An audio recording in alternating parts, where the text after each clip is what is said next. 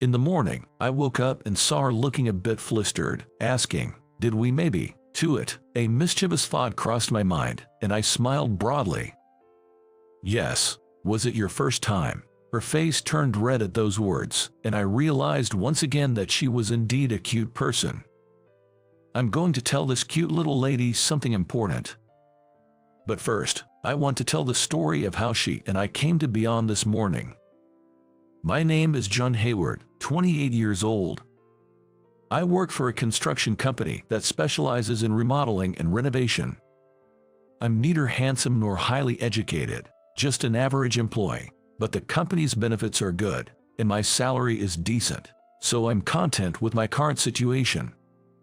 I'm aware that I'm not an outstanding worker. That's why I value communication with my colleagues and customers and pay close attention to building relationships based on trust. Thanks to that, I've been well liked by both colleagues and clients. Recently, I got a beautiful new boss. She's Mary Johnson, who joined our company through mid-career recruitment. I was astonished when I first saw her. She has beautiful skin that doesn't show her 35 years, intense yet large and bright eyes, and an impressive figure, wearing a suit that fits her body line perfectly.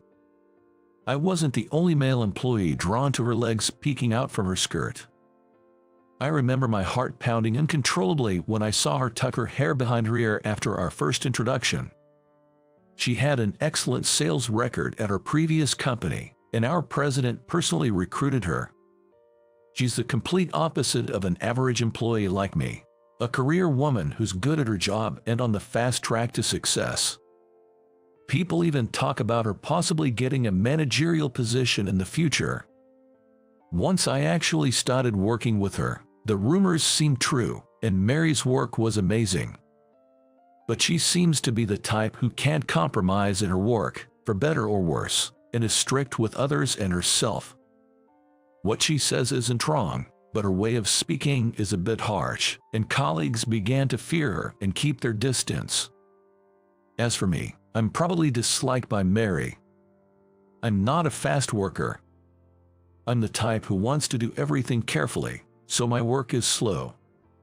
My colleagues understand, and it's not slow enough to hinder work, so they've been tolerating it. But Mary doesn't seem to like it. I've often been told, "You're so slow, can't you work faster?" Well, it's true that I'm slow, and she's good at her job, so I guess looking at incompetent me must be frustrating for her. Thanks to my laid-back personality, I don't find Mary that annoying or scary. Well, in my mind, I have nicknamed her the Demon Boss. But after calling me slow, Mary always makes a face like she regrets it.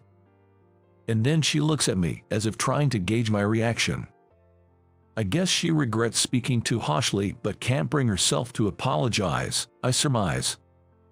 Her sorry and thank you to other employees also seem brusque, or maybe shy. She may be an incredibly awkward person. If she were more honest, she wouldn't be feared by her colleagues, but I can't say that to the Demon Boss, so I stay quiet. One day, when a big project that all the employees were working on together finished, we decided to have a celebration.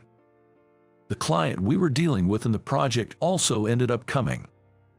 Even so, Mary took care of the hosting, so I and other employees were able to enjoy the party quite a bit. But as the party went on, I noticed Mary was pretty drunk. Her face was slightly red, and her eyes were watery. Seeing the beautiful woman in that state, the male clients seemed smitten.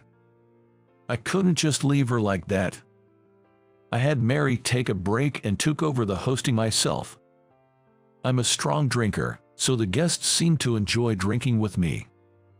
As the party neared its end, the clients decided to leave early. They were smiling as they left, and a client named David said, "I'm glad I came, so the hosting must have been a success." After that, I sent off my tipsy colleagues who were talking about going to a second party, and I decided to take care of getting Mary a taxi.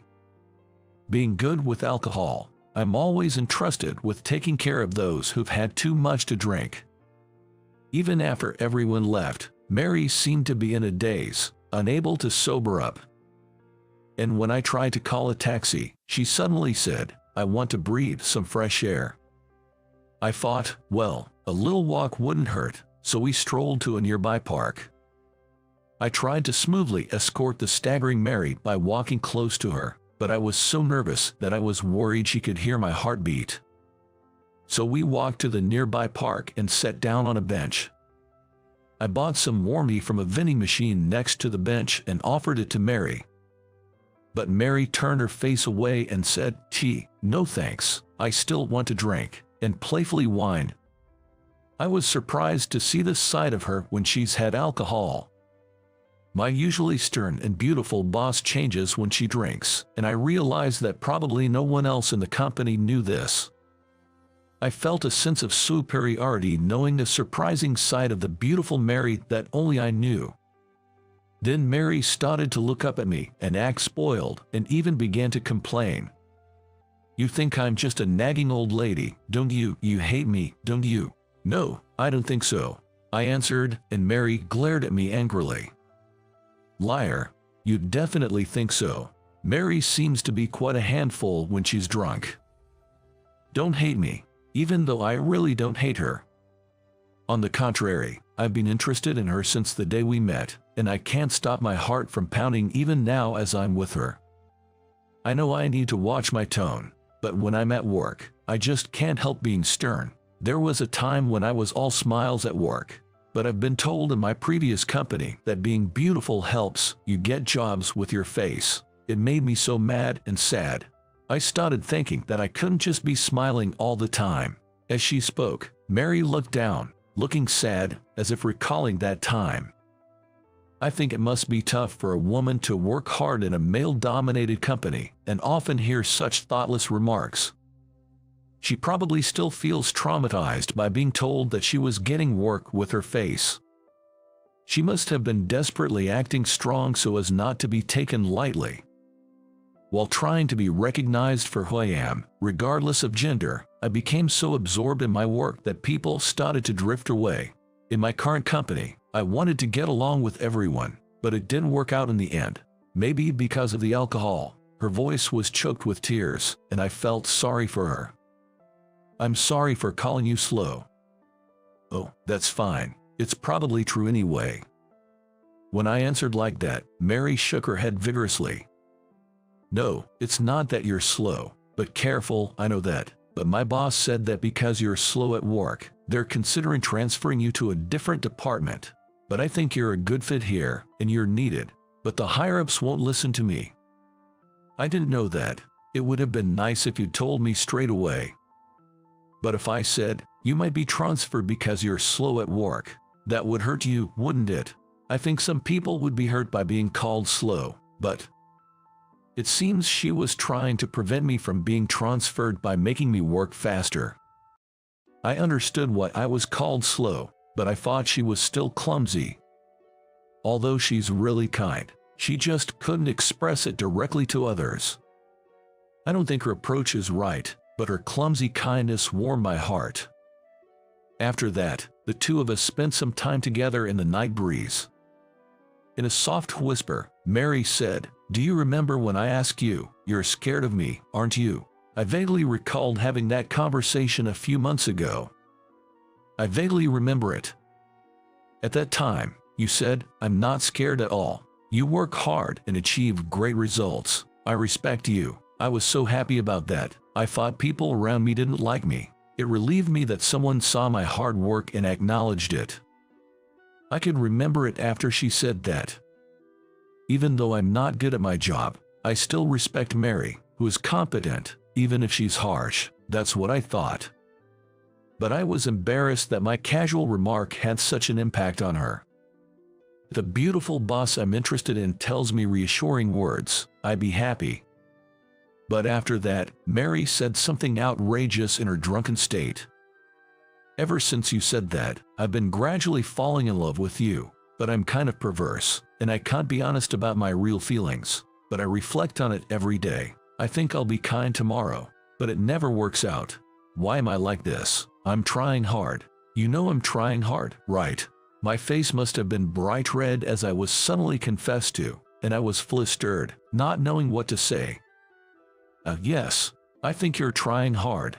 Then, can you pat my head, stroke it? Mary tightly grabbed my hand and brought it to her head. My heart was pounding non-stop. I even started sweating. But now that I've come this far, I might as well go all out. With that thought, I stroked her head. She closed her eyes in contentment and whispered, "It feels good." I couldn't take my eyes off her as she enjoyed my touch. There was no trace of the demon boss in her.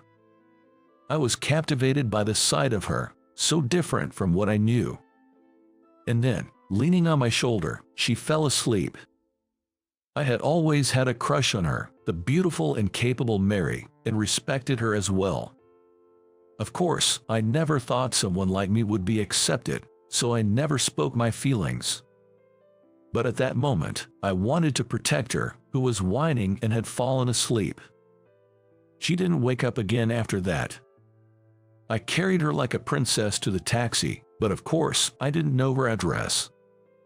So I had no choice but to take her to my house. In the taxi, she held my hand and wouldn't let go. But I was also sure that I was happy about it. When I finally brought her home after she got drunk, my extremely shy pet cat Chico greeted us. Moreover, Chico was licking her while she was asleep. Chico always threatens people other than me. I gently petted Chico. "You're not shy around Mary. Listen, I'm thinking of confessing my love to her tomorrow. What do you think?" Chico looked at me with big eyes and meowed. Then she rubbed herself against Mary. It seemed like the cat was cheering me on, so I decided to confess my love to my awkward boss tomorrow. The next day, Mary was surprised to find herself at my house. She seemed to faintly remember going to the park while drunk, but didn't remember much about the conversation. Then, she looked at me hesitantly and asked in a small voice, "Did we, by any chance, do it?" Her nervous appearance was so cute that I felt a little mischievous. "Yes. Was it your first time?" When I asked her that, she screamed "Day!" and covered her face with both hands, turning bright red. I couldn't help but laugh and quickly reassured her. "Don't worry, nothing weird happened. By doing it, I meant spending the night. I didn't know your address, so we came here, but as soon as we arrived, you fell asleep. I slept in another room, of course, it's fine." "Oh, don't scare me like that, but thank you, sorry for the trouble." As Mary looked downcast, Chico sidled up to comfort her. What a cute kitty. She seemed to love cats, and Mary petted Chico with gentle strokes. "I think you were very drunk yesterday, and Chico is comforting you, the perverse person who loves me." At those words, the hand that had been petting Chico stopped.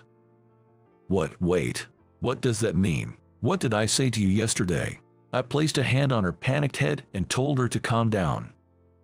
And when she looked into my eyes, I said, "I like you too. Will you go out with me?" She was taken aback and couldn't keep up with the sudden development, her mouth agape. "Wait, I can't keep up with this. Why can't I remember yesterday? But, Yesh, please take care of me." I hugged her as she blushed and fidgeted in front of me. And then she put her arms around my back. From that day on, Mary was no longer a demon boss but my girlfriend. Later, at her insistence, I told her about our conversation in the park the previous day.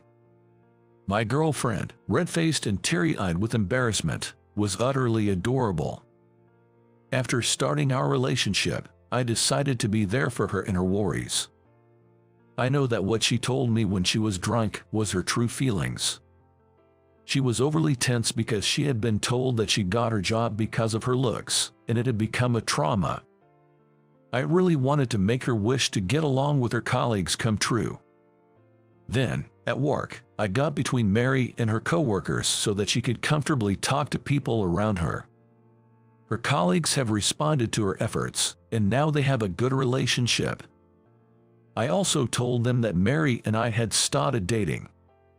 I figured that if it's going to come out someday, it would be better to say it ourselves, so I proposed it. When I told my colleagues, the Mary next to me had turned bright red.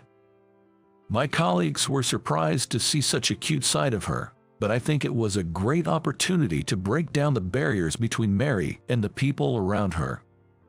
Looking at our colleagues discussing the grand entertainment at our wedding made me and Mary smile.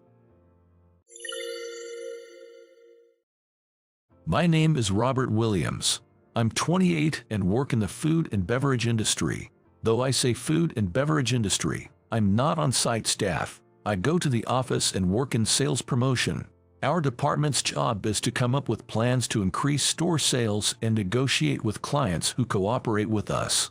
I joined this company after graduating from high school and have been working in this department since I was a newcomer, now marking my 10th year. Most of my peers were college graduates, so, with my shallow knowledge and insufficient ability as a high school graduate, it was tough not to fall behind every day. But now that I'm in my 10th year, I have many individual tasks and no longer feel inferior. I think I can be trusted to work independently. I always arrive at the company 30 minutes before starting time.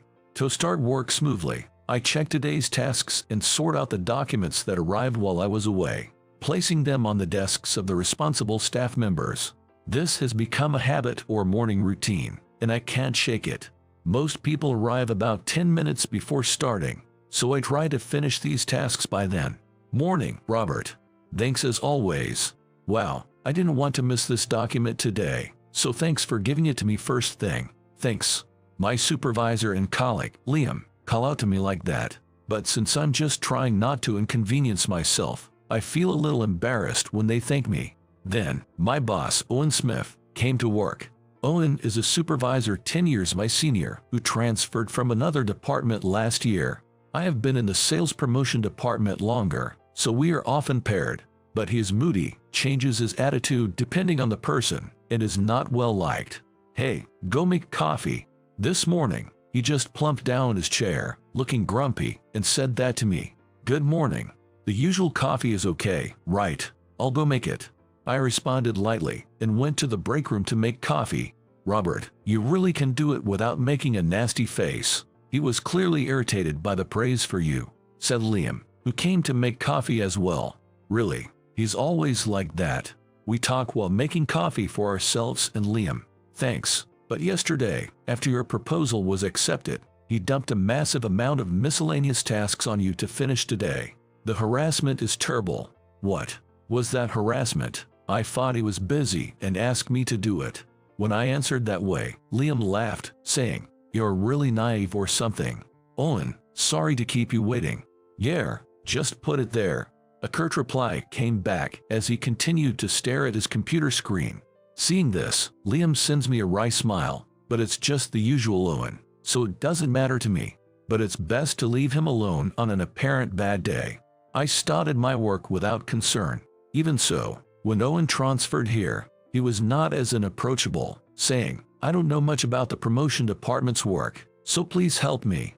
But one day, after being called by the supervisor, who looked pleased, and being told, "This document you summarized the other day was really good." It's easy to see and understand when you make it, so the big bosses were saying they might ask you to do it next time too. You've raised your evaluation again, and receiving a small round of applause from nearby colleagues. I've been asked to prepare materials for the next meeting that the bigwigs will be attending. Ever since the time when I started being praised and rallied on by the supervisor, Owen's attitude towards me became more aggressive. Until just a moment ago, he was smiling and fawning over the executives, but as soon as they were gone, he would look at me, furrow his brow, and dump work on me, saying, "I'll give you this little job. Oh, put my name on it, or why are you the only one getting praised? You don't have much of a head on your shoulders," even directly expressing his disdain. It's clear that he doesn't feel good about me if we're working together. Though it's not like let sleeping dogs lie, we are often paired, so all I can do is go with the flow and get along with him. As for work, I'm enjoying it every day, except for having a troublesome boss. The crowded train to and from work is a bit tiring, but it's unavoidable in the city. Then, one evening after work, I was standing near the door on a crowded train. A black-haired woman was standing diagonally in front of me. It was clear that she wasn't American, What country is she from? What a beautiful hair color. I was thinking about that and standing blankly when I noticed that she was swaying in a way different from the train's shaking. She was pressing the temple area with her left hand and looking down, but her face was pale when she looked up slightly. Is she okay? I worried and glanced over, clearly noticing that her complexion was getting worse. Are you all right? When I asked, she nodded slightly, but she looked like she might collapse at any moment. Excuse me for a moment. I asked the person next to her to switch places, telling her, hold on if you need to. Let's get off at the next station. The person is a woman, so I'm worried about offending her, but before I know it, I've taken action. When we arrived at the station, I supported the woman as we got off the train. She really looked like she was struggling to stand. She was weak, but to keep from falling, she clung tightly to me as we walked to a bench. Kind strangers called for a station attendant, offered a bottle of water, and even draped a jacket over the woman. A station attendant who heard the commotion came over to the woman, saying, let's go to the medical room. Can you walk? I'll support you, I said to the woman. But watching her reaction, I suddenly realized something. Does she understand me? Thinking this, I ask in English, do you understand me? Do you speak English? I speak a little English. She replies immediately in English. Let's go to the medical room together. When I said this in English, she got up, holding on to me. Just then, another station attendant arrived with a wheelchair, and we headed to the medical room together. But once she laid down on the bed, her face was still pale, her hands were cold, and she seemed to be getting worse. The station attendant suggested calling an ambulance. I spoke to the anxious woman. I can interpret. Shall we go together? When I asked, she said, thank you, please. I just arrived in America and don't understand the language yet. Gripping my hand, an ambulance arrived quickly, and I went to the hospital to interpret. Fortunately, it seemed that stress and anemia were the cause, and she recovered after receiving an 4 drip and was allowed to go home. Thank you so much. I was really saved thanks to you.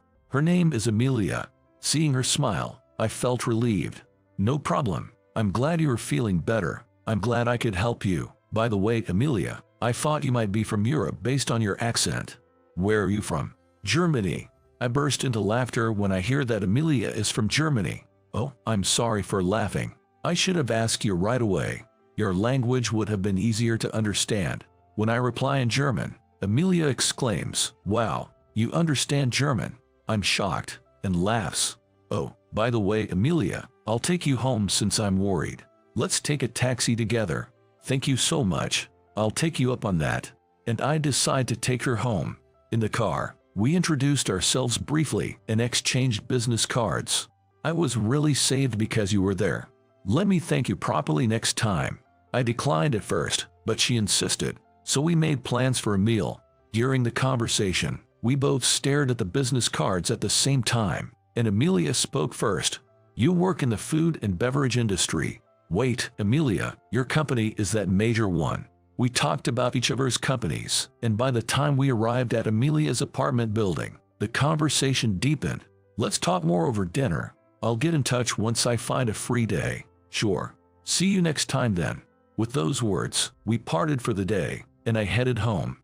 Days later, Amelia and I had dinner, and the conversation naturally turned to work. The more we talk, the deeper the conversation gets. The reason it gets so deep into work is that Amelia works to spread German beer in America, and I work in the food and beverage industry. I had no choice but to jump on. I've expressed all my thoughts. I really want to do business with your company. What do you think? Of course, I was not able to decide this on my own, but the more we talked, the more ideas came to mind, and I believe that if we team up, it will be beneficial for both sides. I told Amelia that I would take it back to the company and respond. The next day, I reported my conversation with Amelia to my supervisor. I briefly explained how I met Amelia and then explained the subject of German beer. My supervisor seemed very impressed and said, "Sounds good, Robert. Give it a try." I conveyed this to Amelia and further discussed it, prepared documents, and submitted them. Soon, instructions came from the higher-ups to proceed. As it was a rather big deal, the company united to ensure the deal was successful, and a project team was formed. Since I had been advancing the discussion with Amelia, I was appointed as the team leader. This was my first time leading such a large deal, but with the support of my boss and colleagues, I began the exchange with Amelia. However, something unexpected happened midway. In the midst of the company's excitement over this large deal, there was only one person who was dissatisfied. It was my boss, Owen. How far have you come? Are you really up to this? You can't handle such a big deal with just a high school diploma. Let me, a graduate from a national university, take over. I'll take over as leader. Give it to me. He said that, took the documents from my hand, and went straight to the supervisor to negotiate. Supervisor and Owen spent quite some time talking in another room. When the supervisor returned to the department, he seemed a bit worn out. I'll take care of it, so be prepared, Owen told me cheerfully, and then headed off to negotiate with Amelia's company. I'm really sorry, Robert. It was your project after all. Thank you for bringing it this far. He patted me on the shoulder and went to tell the project team that I had been removed. I never expected to be not only demoted from leader but also removed from the team. Apparently, the supervisor had no choice but to remove me, as I was the only one who could take over Owen's current job. But in essence, he was talked into it by Owen. Although it was frustrating, I told myself that my abilities were still not enough and focused on my newly assigned work. Then I heard a story from my colleague, Jack, who was on the project team. Owen's taking over my work from me was not only because he disliked me but also because he had ulterior motives.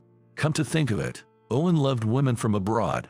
I have heard that he always went to pubs and bars where women from abroad worked for a drink after work. It's none of my business that Owen is single, but since the leader on the other side of this big deal was a German woman named Amelia, he seemed to have faint hopes of turning their acquaintance into a romantic relationship. Recently, Jack was invited to drink by Owen, and that's what he heard from him. I was dumbfounded by the unexpected reason. Surely he was getting carried away since it's rare to negotiate with people from abroad. However, I thought that as long as the negotiations were successful, that would be fine. I wonder if they've reached the final stage, since it's been a while since the change in leadership. I had to handle Owen's share of work as well, so my mind was away from the large deal, but I was curious. Just then, Jack happened to walk by, scratching his head. Hey Jack, how's that project going? Is it almost settled? Expecting a positive response, I called out cheerfully, but he replied with a rather grim face and a soft voice, well, about that. Apparently, the conversation was not progressing very well. There were problems with the negotiation documents and interpretation, as well as Owen's German level. The documents I have prepared were written in German for Amelia to understand, and only the important parts were translated into English for our members to understand. Since all the documents that Owen and the team had seen in the beginning were translated by me into English, Owen seemed to have been troubled when he started as a leader and all the new documents were in German. Of course, there was an interpreter for Amelia from the beginning, but the conversation during the negotiations was conducted almost entirely in English. The interpreter was translating German into English for Owen. The difficult part that didn't get through were translated into English, but the process of translating along the way was taking too much time. Because of that, things that should have been settled were not, and both Amelia and our higher-ups, who knew the progress, were in a heavy mood. While I was working at my desk, Liam came running over to me, looking flustered. Robert, emergency. Come to the conference room immediately, please. When I asked what had happened, I found out that Amelia was about to throw in the towel. It seems Amelia was worn out from negotiating while translating. I've had enough of this hassle. Please, call Robert. I trust him more than you. When Robert was here, everything went smoothly. Why has he been left out? Amelia seemed so dissatisfied that she was about to walk out. I hurried to the conference room, entered the room, and said, "Excuse me." Then, Amelia's face lit up, though she was angrily speaking German to Owen. "Robert, I've been waiting. I really can't move this conversation forward. What's going on? Is he really your leader? He's totally useless." I apologize for my boss, but Amelia, calling him useless is a bit too much. Amelia happily spoke to me in German. I replied in German, and we both chuckled, unsure if it was a joke or serious. Owen and my colleagues were staring with their mouths open. It's natural since they don't understand German, but more importantly, Amelia's mood seemed to have improved now that I, who can speak German, was there. With Robert here, everything will be fine. Let's move on. Robert will be handling this, right? The interpreter translated Amelia's German words to Owen. Owen bit his lip with a bitter face and said only, "Robert, please," and moved to the seat behind him. Afterward, with me leading the conversation, we quickly reached the final stage. The next time we meet, the deal will surely be sealed. Before I knew it, my manager and other bosses had gathered in the conference room. I was thanked by my colleagues and manager, but then Jack asked, "But why do you speak German so fluently?" The truth is, I've been exposed to German since childhood. My father worked at the German branch office after being transferred to Germany. Now he's back here, but visiting Germany during summer and winter breaks has become a tradition. I naturally became interested in German, able to speak simple phrases. Growing up close to Germany, I wanted to study more, so I went to an international high school with a German language department. I considered moving to Germany after college, but even though my father worked abroad, we weren't a wealthy family. Thinking about the expenses for my siblings, I decided to support myself and, against my parents' wishes, gave up on college and chose to work. Everyone seemed to understand when I explained that, really, having Robert was a lifesaver. "Thank you," I was thanked again, but my manager turned to Owen, who was looking down at the back. "Owen, how were you going to move the conversation forward without understanding German?" The manager seemed somewhat baffled. "Well, I heard there was an interpreter," Owen mumbled. "The client only speaks German. Tell us in advance. We didn't even know the documents were all in German." Owen's anger turned to me. "I told you she was German, so I thought you'd understand." Someone chuckled at that. Upon hearing that, Owen clicked his tongue and left the room, looking frustrated. A few months later, the collaboration between German beer and the restaurant was a huge success. The response was greater than expected, and both Amelia's company and ours made substantial sales.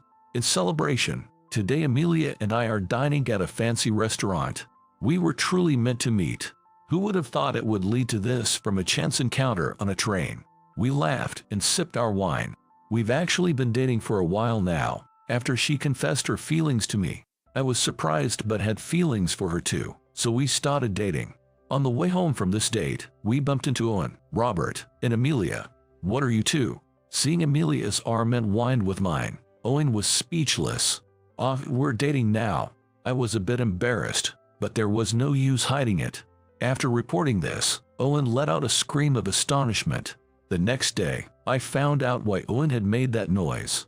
"Why are you next to Amelia? It should have been me." He came to me first thing in the morning and said that, looking frustrated.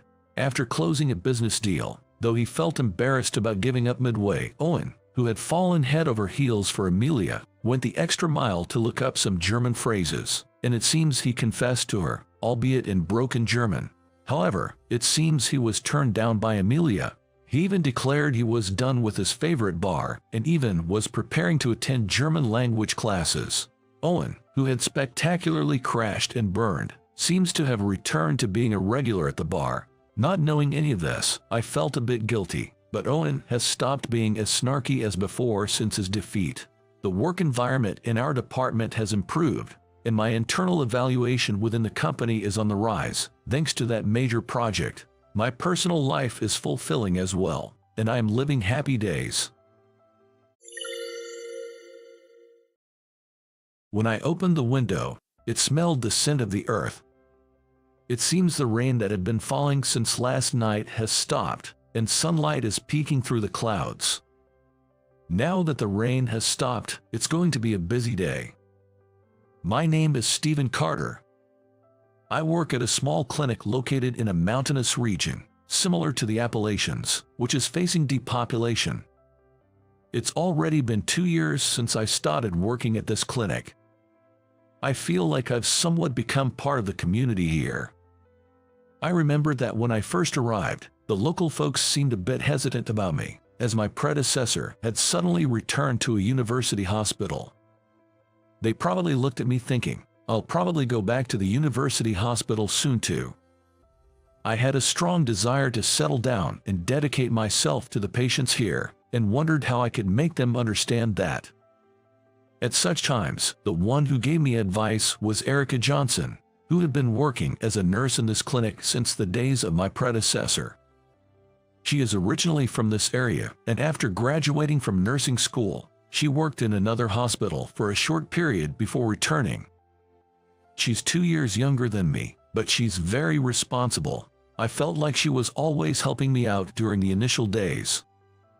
Though she seemed upset about the predecessor suddenly quitting, she firmly told the locals that it wasn't right for me to face any disadvantages because of that. She's a hard worker, strict but kind. She often says that nursing is her calling. Moreover, she's famously known as the most beautiful lady in this region. There are even folks who visit this clinic just to see her. I remember being taken aback by her beauty the first time I saw her. She has strong, intense eyes, but when she laughs, her aura changes dramatically.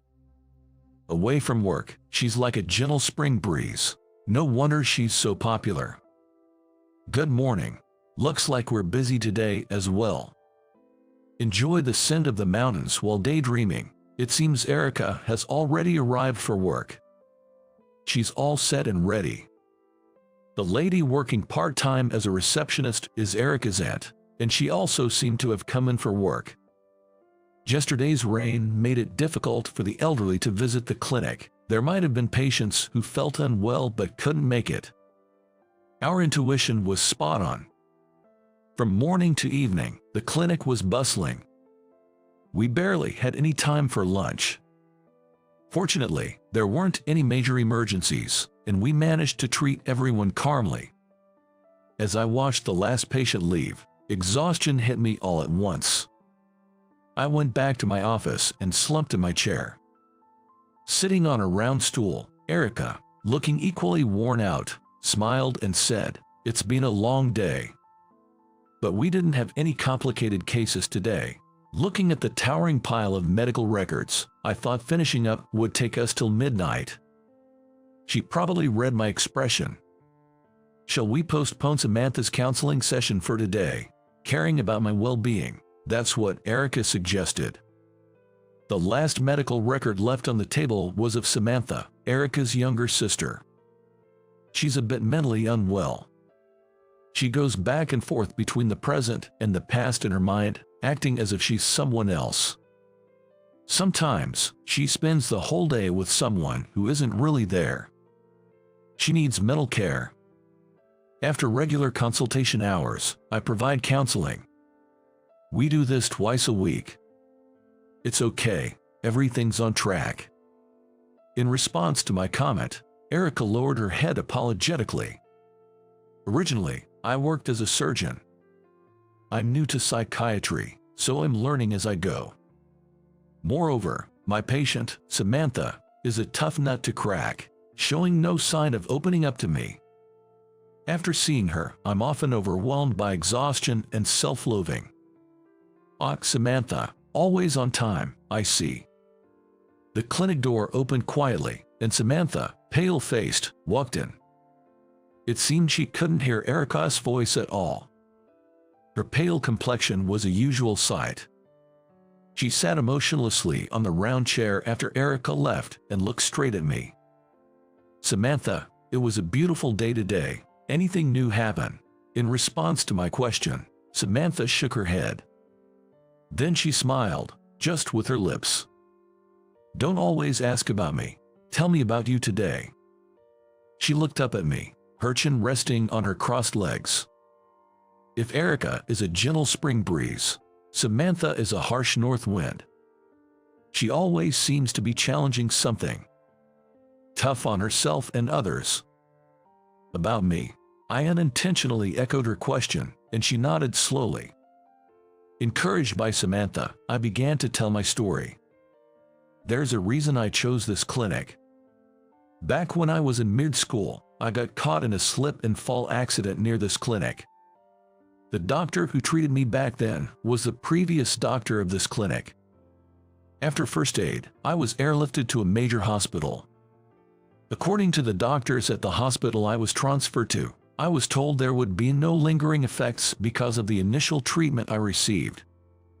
I had to take a year off from college, but I've been fine since, with no after effects. I heard that the previous doctor suddenly quit, and the clinic was in need of a doctor. I applied to work here as a way to repay the favor.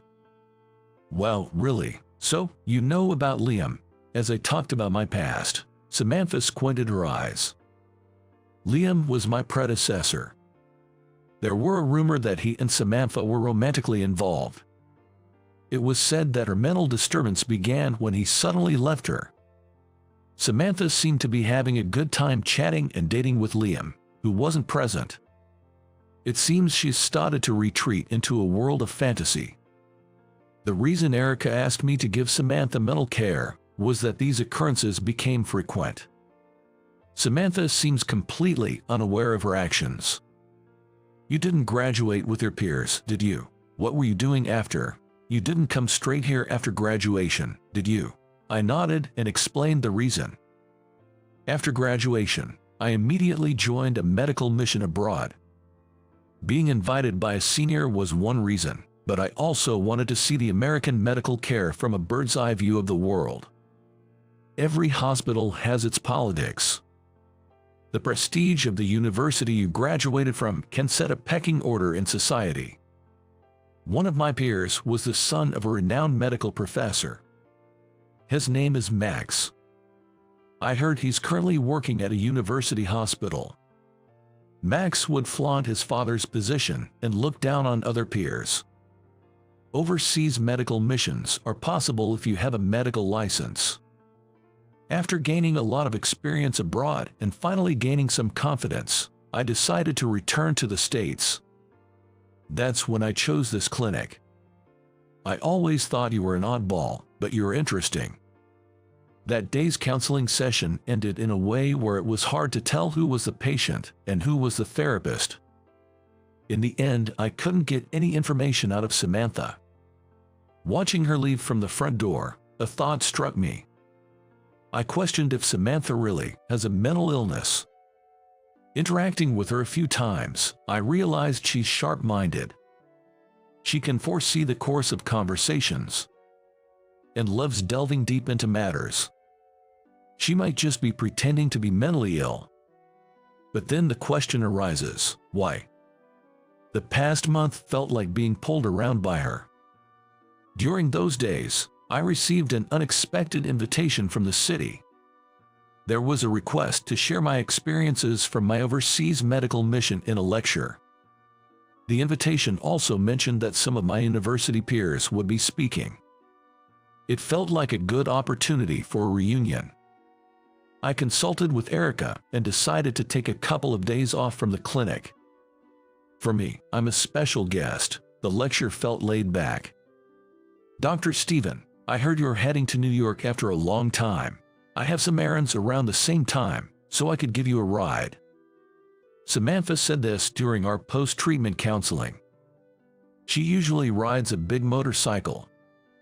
She said I could ride with her since she had her own errands. Although it seemed a bit scary, it might be a good chance to get closer to her. Maybe I'll take you up on that offer. When I said that, she laughed and told me, "Don't be scared." Turns out, I was scared. By the time we got there, I was so stiff with fear. I swear it's not because she's a bad or reckless driver. It's just that I'm a scaredy cat.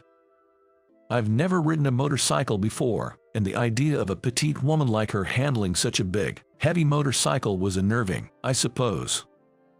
But despite my worries, she handled the motorcycle as if it were an extension of her own body. We reached our hotel in no time. She helped me off the bike at the entrance. "I'll come pick you up for the ride back," Samantha said before she left. Samantha said she had something else to do, so perhaps she was in a hurry. The next day, I arrived at the conference venue and was taken aback. I had assumed it was going to be a small-scale event, but it was packed with college professors and young doctors. I even spotted some of my medical school classmates. Because I had to take a year off due to an injury, I graduated a year later than everyone else. I remembered a friend telling me that some people thought I had dropped out midway. I really didn't want to bump into anyone troublesome. So, I decided to focus on my presentation. My speech went well, and the organizers even praised it, so I was relieved. That's because the speakers before me were college professors and prominent young doctors. I was sweating bullets from start to finish, wondering if it was all right for me to be the grand finale. The organizers asked me to attend a social event that night. The venue was the hotel's large hall, and it was going to be packed with medical professionals. And sure enough, the social event was swamped with people from the medical field. It was a standing buffet, so I quickly made myself scarce. I was hoping to enjoy some good food unnoticed and leave early. But there are always those who have a keen eye, and I was spotted by the last person I wanted to see. "Hut, is it okay for you to be lounging around here? Isn't your clinic in the middle of nowhere?" the man asked in a mocking tone. It was my old classmate Max from university. A guy I didn't like, who always flaunted the fact that he was the son of a university professor. I heard he's currently working at a university hospital. "Long time no see. I've closed the clinic for 2 days. We don't have any severely ill patients right now," I replied. "Well, it's water under the bridge now." Doing my best to keep a smile, I started making small talk with Max. Slowly, our old classmates started to gather around us. Surrounded by familiar faces, the conversation flowed. When I was asked to elaborate more on my presentation, it turned into a Q&A session. Max didn't seem to like that. He crossed his arms and started tapping his foot impatiently. And he didn't bother hiding his condescending attitude, frequently interrupting and making light of my responses. Gradually, my colleagues started to get fed up with Max's attitude. When an old friend I haven't seen in a while asked about my current job, I honestly told him it was a clinic in a remote mountainous area. "Well, you were the guy who almost dropped out of college. Guess you couldn't handle a big hospital, could you?" Max never missed an opportunity to chime in. "There are more raccoons than people there, right? Half the patients you see are probably raccoons, aren't they? But hey, if there's a serious case, they just airlift them out, so it's the perfect job for someone with your lack of skills," Max said, raising his voice intentionally. It was painfully obvious he was trying to embarrass me. I didn't even have the words to respond. Arguing would just encourage him, so I just glared at Max in silence. Then someone stepped between Max and me. I think people who don't understand how busy mountain clinics are should keep their opinions to themselves. Seeing the man who had stepped in, Max's face turned pale. I recognized the man as well. Dr. Liam. This guy was in the same year as me, but he stopped showing up for training, and now he's parading around as a doctor and even giving lectures. Can you believe that? The man, apparently a higher up at the university hospital and Max's boss, was speaking negatively about me, but his tone remained polite. Dr. Liam looked at me and smiled slightly. It seems he remembered me. "It's been a long time. Thank you for saving my life back then." As I began to bow in gratitude, Dr. Liam waved it off, saying that thanks weren't necessary. He said he was just doing his job, and he was more grateful to see me doing well. Max was shocked to discover that Dr. Liam and I knew each other, and seemed at a loss for words. He didn't want to put his foot in his mouth any further. "Max, he was your classmate, right? But you guys graduated before him, didn't you?" Dr. Liam asked Max, seeking confirmation. Max nodded. He stopped coming to training midway, pointing fingers at me. It felt like he was comparing me to a soldier who had deserted the battlefield. It was frustrating. Everyone has their own reasons. "Max, have you ever observed one of his surgeries?" When questioned, Max shook his head. Dr. Liam said, "I see," with a sigh. "Even if you give it your all, Max, it'll take you at least 5 years to reach his level." Max looked completely dumbfounded, not understanding what he was being told. I was also surprised, wondering when Dr. Liam had observed my surgery. Abroad, I had been in disaster zones and war zones, where time was of the essence. Probably, following experienced surgeons had honed my skills faster than I realized. Unbeknownst to me, professors from the university hospital had gathered around us. One professor who seemed familiar with me told Max, "Mind your manners." Max looked flustered, having never expected the professors to hold me in such high regard. "It's okay, we were college buddies."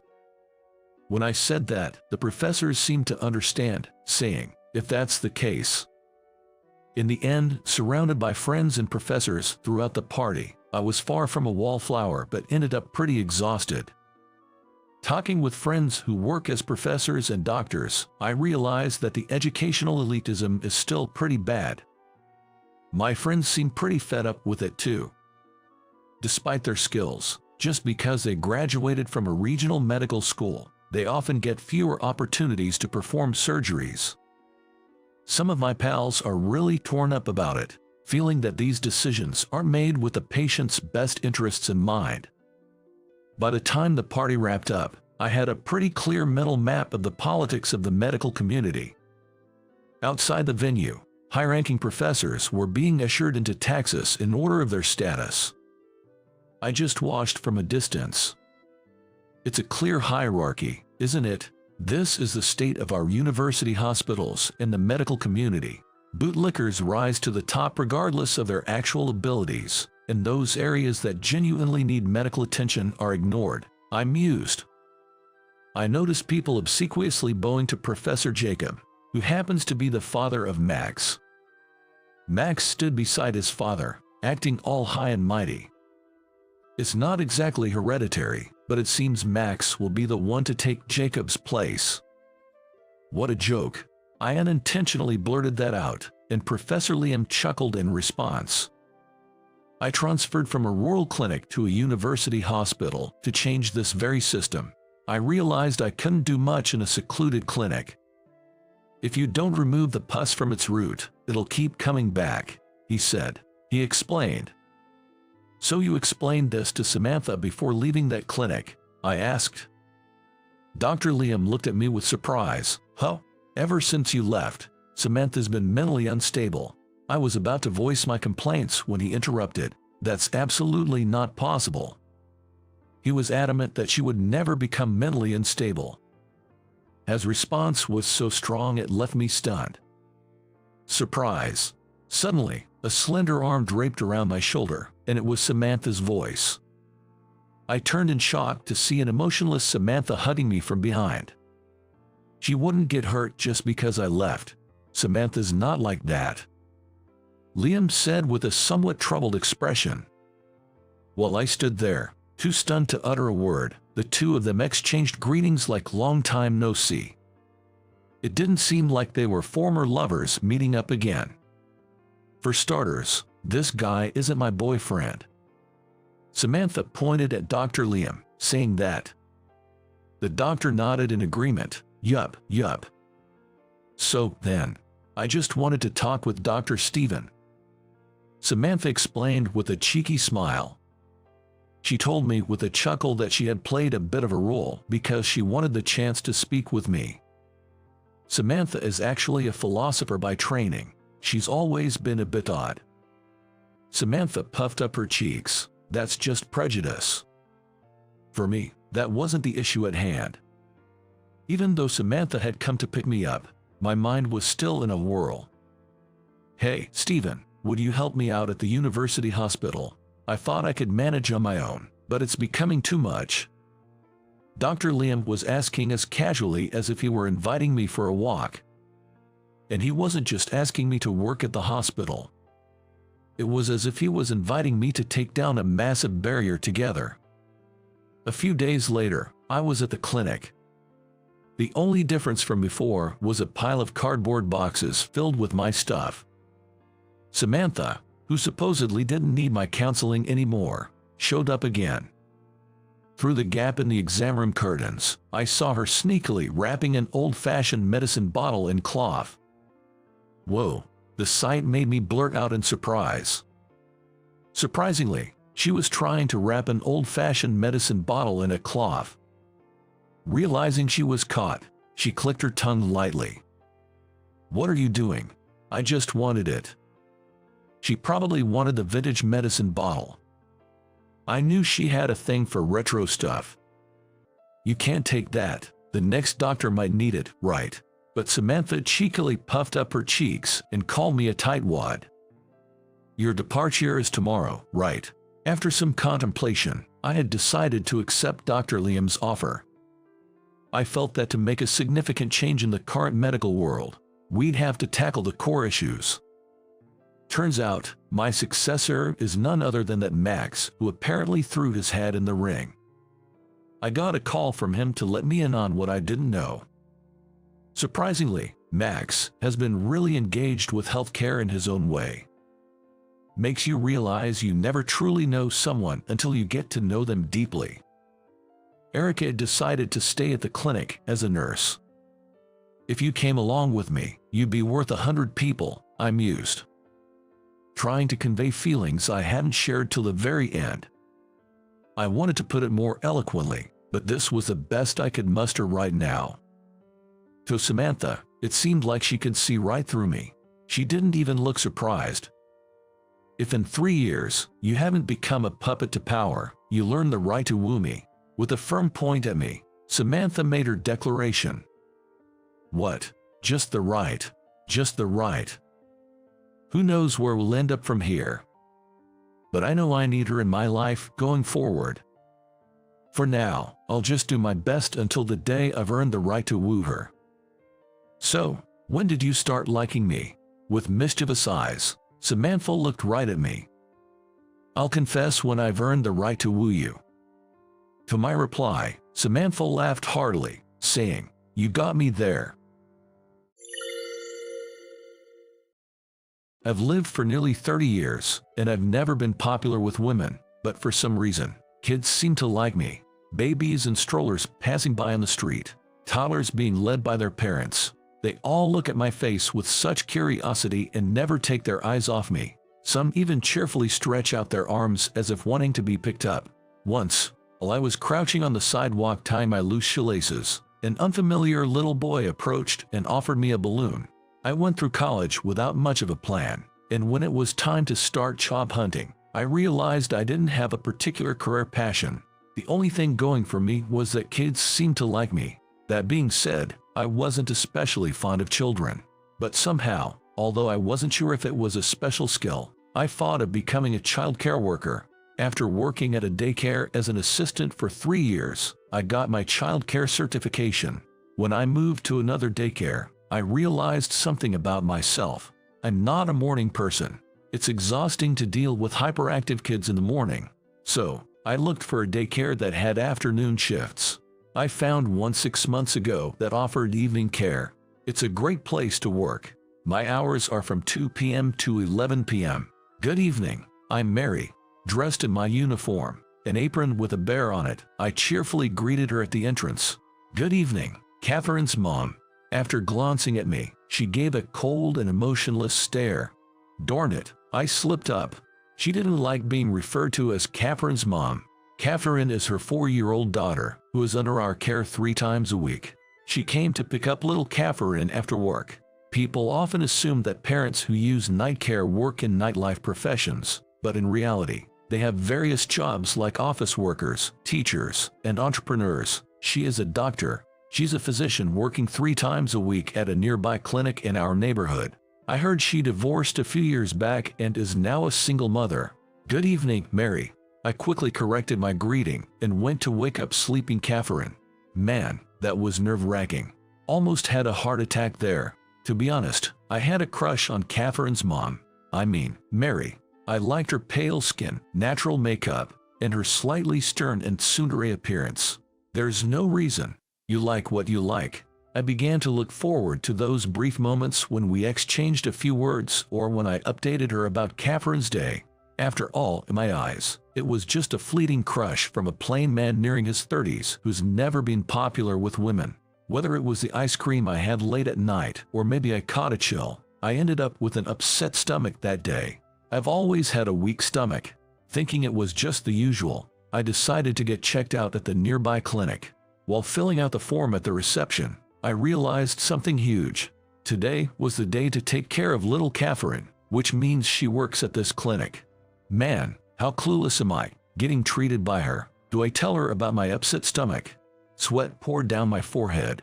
In a panic, I glanced at the staff schedule posted on the waiting room wall. Sure enough, among the 3 doctors listed, there was the name Mary. My chances of being treated by her is 33.3%. I'm no baseball expert, but isn't a 300 hitter pretty good? Does that mean it's hard to achieve? Does that mean my chances of seeing her are also pretty slim? What am I thinking? It's just a 1 in 3 chance. Duh. Trying to calm my racing heart, I took a deep breath. John. I was called into the examination room and, of course, she was the one waiting for me. I immediately recognized her, but something felt different. The first thing I noticed was the thin silver glasses she wore, which she doesn't wear when picking up Catherine in the evening. Her usually subtle makeup was almost non-existent. And the white coat she wore, well, it was a light pink really, but it suited her well. I said, "How are you?" with a polite smile, trying to make a good impression. However, she didn't react at all. She simply checked the form I'd filled out, asked a few routine questions while glancing at her computer, and performed the usual checks. Throughout, she was all business. According to her, my stomach troubles were likely a one-off thing. She ordered a blood test just to be sure and prescribed some medication. I arrived at the daycare 2 hours late. Catherine suddenly hugged me as soon as I walked in. "What's up, Catherine?" While I was comforting her, a female coworker told me that Catherine had been fussy all the time I was absent. While I was away, little Catherine was quite fussy the whole time. She must really like me, I guess. "Good evening. This is Mary." That night, as I greeted her at the daycare's entrance to hand over Catherine, she asked, "Good evening. I'll bring Catherine over now." That's what I replied. She then asked, "How are you feeling?" By the next day, my stomach issues were completely resolved. But ever since that day, I haven't felt great. I don't have a fever, and my appetite is okay. "How are you feeling?"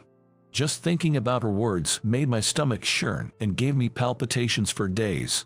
That day, as always, after playing with the kids, I was preparing snacks. Then Catherine, looking grumpy, clung to me. "What's wrong, Catherine?" When I asked, she responded, "I don't like that person. I really don't." Over and over. "Good evening. I'm Mary." That night, when she came to pick up Catherine, I reported the matter to her. I'm not sure who she's talking about, but Catherine seemed quite troubled. I said hesitantly. Mary's face darkened as she responded, "Is that so?" I had no idea. About 10 days later, just past 7 p.m., the phone in my office rang. It wasn't the day to look after Catherine. I had just finished putting the kids to bed after dinner and was taking a breather. I happened to pick up the phone. I kept saying hello, but there was just silence on the other end. "What's this? A prank call?" Annoyed, I hung up.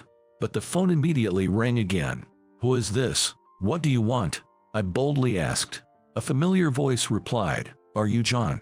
I recognized it as Catherine's right away. "What's wrong? What happened?" I asked. Through her tears, Catherine responded, Mommy needs help. It's all because of me. I sensed something very wrong was happening." "Where are you?" "At home." Once I confirmed she was home, I said, "I'm on my way," checked the address on our registration forms, and dashed out. Catherine's place was just 2 subway stops away. I figured taking the subway would be faster than hailing a cab. I ran to the nearest station and jumped onto a train. It was still during the evening rush hour, and the train was packed. 2 high school girls nearby giggled as they looked at me. I followed their gaze to see. I was still wearing my bear-themed apron. I took it off, clutching it under my arm, and used the scribbled address to find Catherine's apartment building. Luckily, another resident was just entering, allowing me to bypass the security door. I repeatedly rang the doorbell and called out to Catherine. The door opened, and Catherine clung to me. I entered the apartment. "Mary, it's me, John from the daycare. Are you okay?" As I called out and moved further into the hallway, I heard her faint voice. "Over here. I can't open the door. Please help."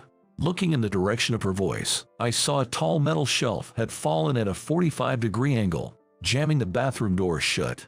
"It's all right. Right now." I tried to lift the fallen shelf. However, it was firmly stuck and wouldn't budge. I put my back into it, trying to move the shelf with grunts of effort. "Please, help me out." I heard her desperate plea. With my back hurting, I changed my stance and pushed with all my might. Just a little more, almost. With a jerk, the tip of the shelf came free from the bathroom door.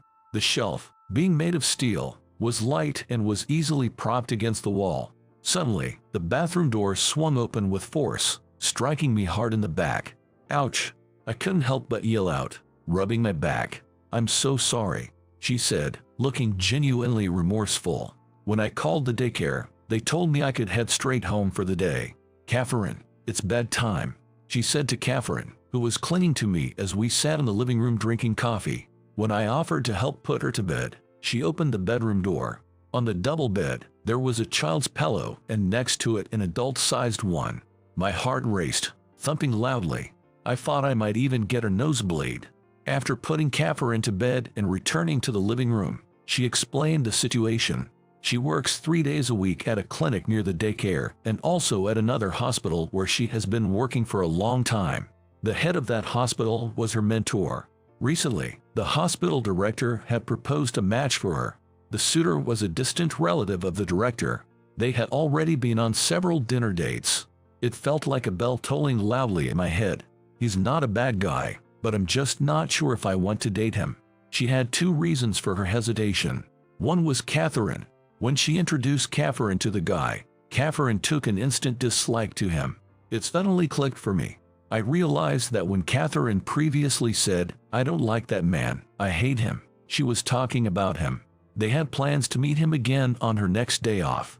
But that night, when she told Catherine about it, she became moody. That's when she went to the bathroom, and a sulking Catherine, in a fit of temper, knocked over the steel shelf. The shelf was brand new and empty, so even Catherine could easily topple it. "But how did you manage to call for help in that situation?" As I was impressed, she mentioned she had set it up beforehand for an instant connection. I thought of calling the daycare on the spot and had Catherine call them. She said that, then added sincerely, "Thank you," expressing her gratitude to me. After leaving her place and walking along the road in front of the apartment complex, a thought suddenly crossed my mind. What was that second reason she mentioned she was troubled about? About a month later, little Catherine was leaving the daycare.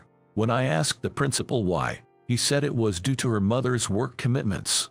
Then, on Catherine's last day, she said, "It's Mom's birthday soon. This is a gift," and drew a picture of her mother's face. When I tried to take a peek at the drawing, Catherine covered it with her body. "What's wrong, Catherine? Let me see." Despite my coaxing, she kept refusing to show it. However, I could tell there was a tiny figure drawn next to the mother's face in the picture. That evening, the time had finally come to say goodbye to both Mary and Catherine. I plucked up the courage to ask Mary, "Is it about the job at that local clinic?" "I've decided to quit," she replied. Her voice sounded distant. She sounded a bit irritated. She further explained, in a matter-of-fact tone, that she would now be working full-time at another hospital she had been affiliated with, which has a daycare facility. Catherine would be taken care of there full-time. So, she's decided to go ahead with that matchmaking. Walking out to the daycare's gate to see them off, Catherine kept looking back and waving at me, but Mary never once looked back, seeming quite indifferent. I felt a lump in my throat. A few days later, a call for me came through at the daycare's office. It was from Mary. She wanted me to come to her place next Thursday at 6 in the evening. I told her I had work and couldn't make it at that time. "Please make it work. I'll be waiting," she said, and hung up before I could respond. I was puzzled. Why would she want to see me? I had no clue whatsoever. I managed to convince the principal to give me the day off. All day, I was restless, and I couldn't even eat. I left my home a little past 4 p.m. The nearest station to her apartment was less than 30 minutes away, so I arrived over an hour earlier than the scheduled time. I went up to her apartment building a few times, then headed back to the train station, wandered around the shopping district, and returned to her apartment building again. After doing that a couple of times, I finally rang the doorbell at her building's entrance at 6:05. "We've been waiting for you. Come on in." Despite having invited me over, her voice lacked warmth or friendliness. When she greeted me at the entrance, her face was tense with anxiety. Urged by her, I stepped inside the apartment. Suddenly, Catherine came running from the back. "Long time no see, John," and she clung to my leg. Once led to the dining area, the table was laid out with a lavish spread: salad, fried chicken, French fries, pizza, and a whole birthday cake. Taken aback by the unexpected setup, I looked at her. "Today's my birthday, remember, my 31st. That's why." I thought to myself, she could have just mentioned it right from the start. "Catherine insisted on inviting you." "Oh, wasn't Catherine drawing a birthday present for her mom the other day?" Catherine then playfully slapped me, saying I shouldn't have mentioned it.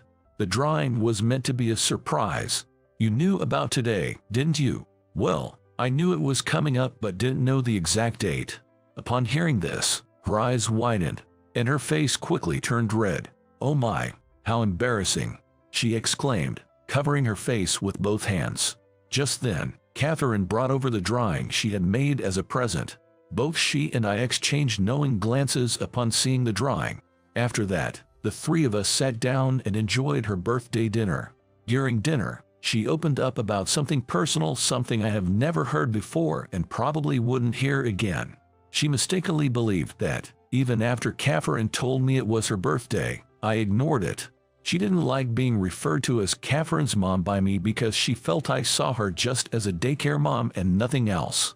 When she picked up Catherine from daycare, she always made an effort to put on makeup and contact lenses because she was conscious of me. She was absent on Catherine's last day at the daycare because the thought of not seeing me again was too painful for her. Basically, she had always had feelings for me. What about that matchmaking? I turned it down. She explained that her going full-time at the clinic run by the doctor who proposed the matchmaking was purely coincidental. She also said that he wasn't the type to mix personal with professional matters. That was me jumping to conclusions. Besides, the head doctor said if that's the case, there's nothing he can do. What do you mean if that's the case? The main reason she hesitated about the matchmaking was Catherine, but there was another reason I hadn't heard. That's because I have someone I'm interested in now. With that said, she unfolded the birthday present drawing that Catherine made. It was a portrait of her, drawn by Catherine. What caught her eye, and she pointed out, was a tiny figure next to it. A man in an apron with a teddy bear emblem on the chest. And with that, my faint admiration became a reality.